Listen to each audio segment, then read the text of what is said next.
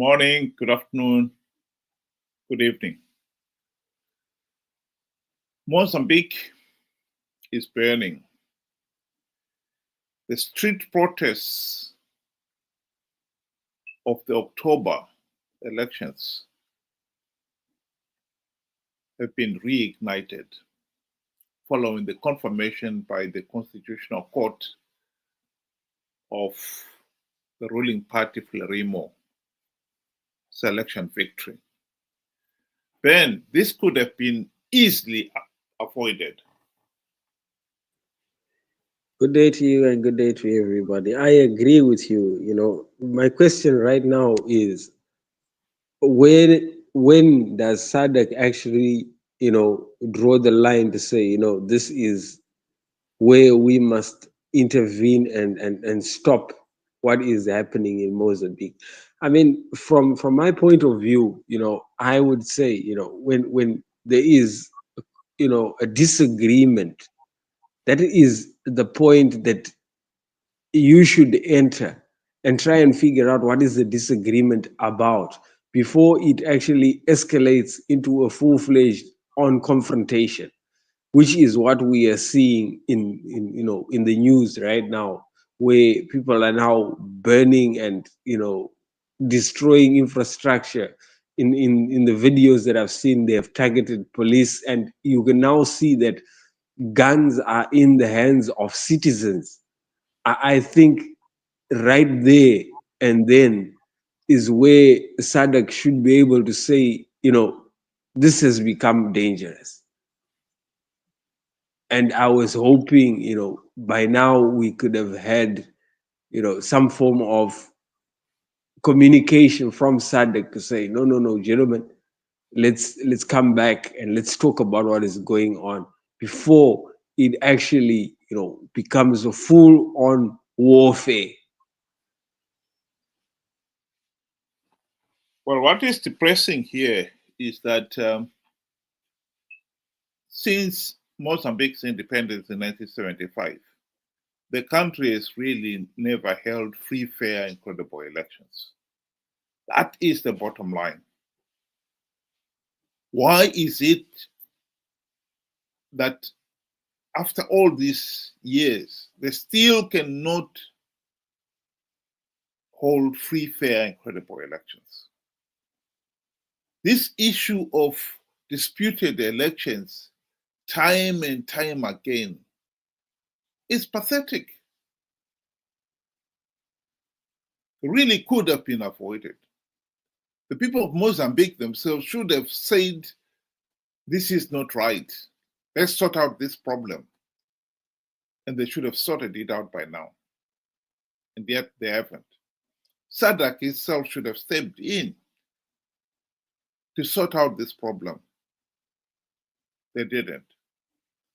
I think the next question then is, what can SADC do now? I think, in my view, SADC should have stepped in as a regional body and said these elections were not free, fair, and credible based on the evidence that was there, and talked and coerced the main stakeholders to have a meaningful dialogue so that there could be maybe a government of national unity in which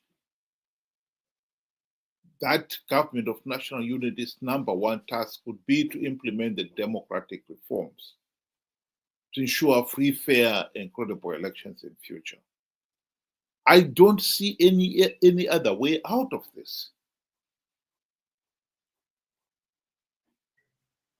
I must say SADC has been a disappointment when it comes to elections. I mean, here you have, like you said, the evidence is clear that Zimbabweans participated in the Mozambican election. That day itself should nullify whatever result is brought out of that, that outcome. Secondly, they called an emergency meeting And in that emergency meeting, absolutely nothing was said about what is happening in Mozambique. So what was the emergency meeting about? You cannot call emergency meeting about DRC. DRC has been fighting for a very long time. There's nothing, for people to actually, come for an emergency meeting for, you know. So everybody thought the emergency meeting was to discuss these rigged elections that have just come through from Mozambique, and Mozambique, the unrest that is there. That was what people thought, but nothing was done. So, in my point of view, SADC has turned out to be a very, very big disappointment, and really, the essence of having SADC as a control body has really lost its essence, basically. Well, the main problem here is that doing nothing has led us to this. As much as people would want or hoping that maybe it will simmer down and things will settle down, what has happened in Mozambique is something that people should not sweep under the carpet. This is a problem that can easily be avoided. The issue of failure to hold free, fair, and credible elections is so clear that it doesn't need anyone. All you've got to say is these are the issues that must be addressed. What constitutes free, fair, and credible elections? And those issues must be addressed. Why SADC is failing to deal with it is a problem. But there are consequences in failing to do something about it. As much as one can see what is happening already, like you said, basic infrastructure is being destroyed in these violent street protests. In some of the video clips, people could see aeroplanes being burned, police stations being raided, warehouses being looted. All that destruction of property and many lives have been lost will not go away. At least now that it has happened, let's hope that it will really galvanize SADC to step in and make sure that this is the last time that Mozambique have such elections. And any other country in SADC is such elections. As a regional body, SADC should set up maybe even a separate, well-funded and well-staffed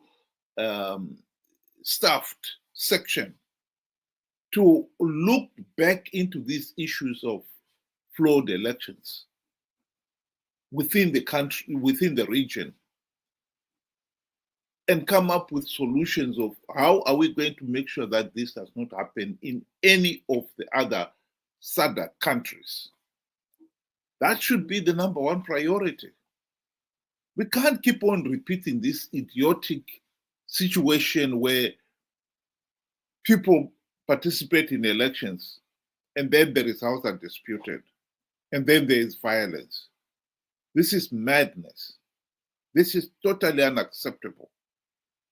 It will destabilize the whole region and the whole region will suffer for it. That is the consequences of SADC's failure to act in this particular case. Do you want to give your closing remarks, sir?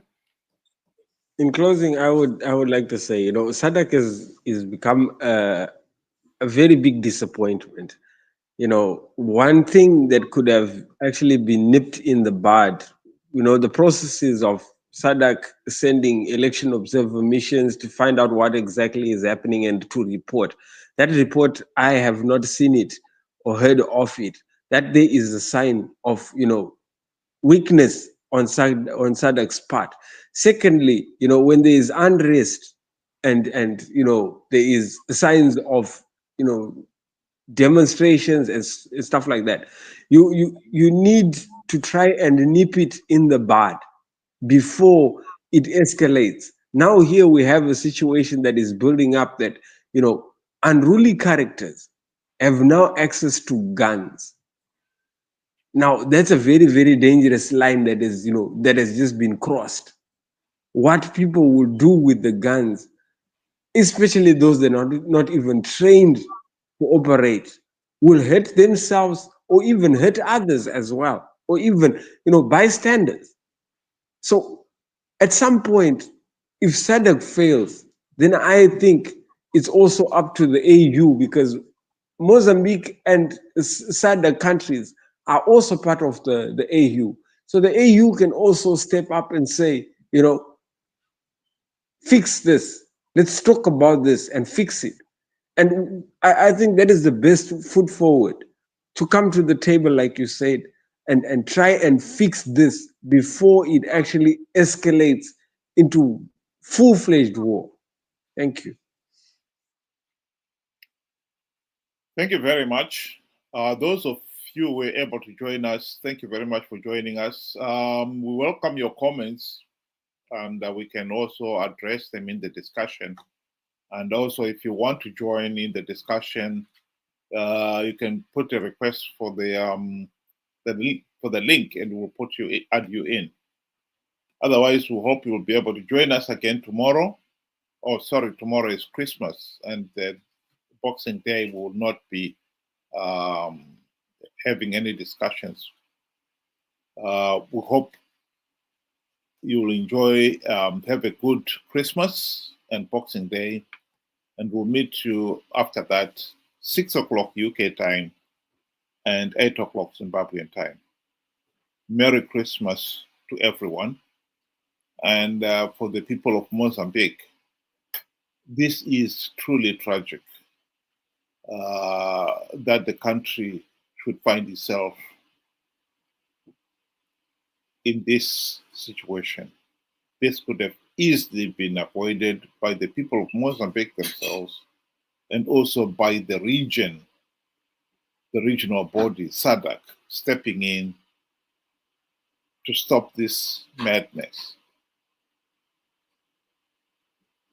Thank you and good night.